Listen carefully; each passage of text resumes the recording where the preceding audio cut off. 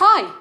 As you can probably hear from the loud ticks and tocks and clunks all around me, I'm presenting today from the electric horology room in the Museum of Timekeeping, where we have our collection of industrial horological items. I'm going to start today by talking to you about the earth-driven electric clock, which is quite unlike any other clock that came before.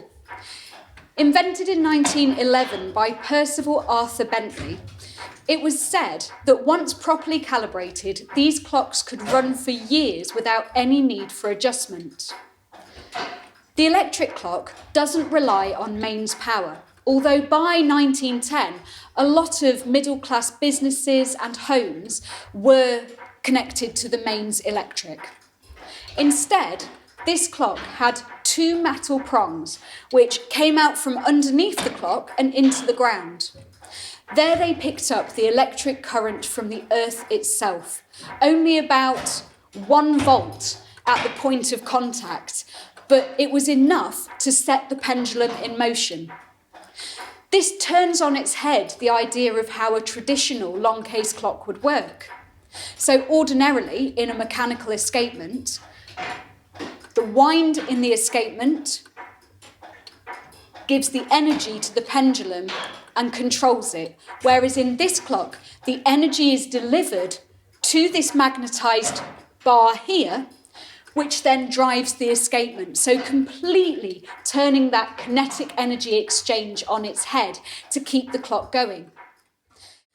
The magnetised pendulum has a really clever way of ensuring that this clock keeps accurate time.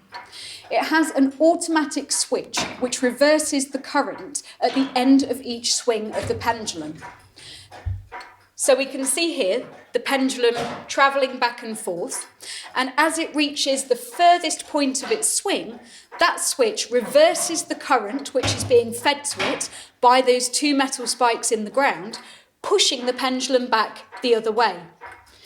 This meant that it was incredibly accurate because you could have real control over the amount of power that the pendulum was receiving at any given time.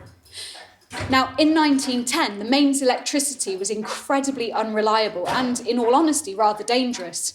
But what it didn't have was a constant, steady flow of electricity.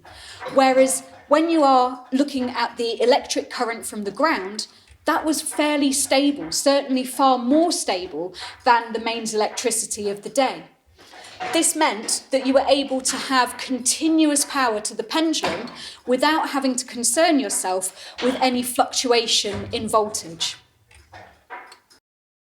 The inventor of this clock, Percival Arthur Bentley, first took out a patent on this design in 1910, although the technology had been around for about 50 years prior to this.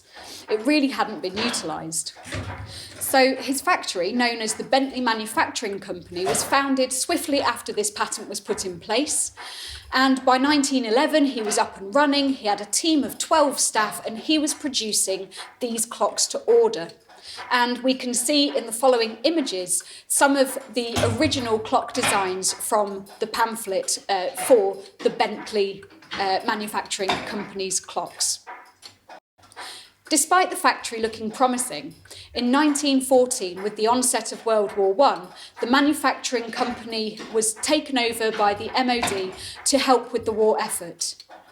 At the end of the First World War, it didn't go back to making these clocks, and so they remain as a tiny collection of existing electric, earth-driven clocks still in existence. In fact, it's been estimated that only around 70 of these clocks were ever made. The very first clock to be sold was bought by the Royal Automobile Club in London in Pall Mall, and that was bought for the princely sum of £55. The model that we can see behind us here, although we don't know who the original buyer was, we do know that it would have cost £45 for this model from new. The Earth-Driven Clock Company claimed that the principles of these clocks could easily be applied to clocks of any size, from wall-mounted clocks to large-scale public clocks and church clocks as well. It's a real shame they never caught on. With their low voltage and high safety, they should have been a real winner in design. And we're very pleased that you can see ours working here.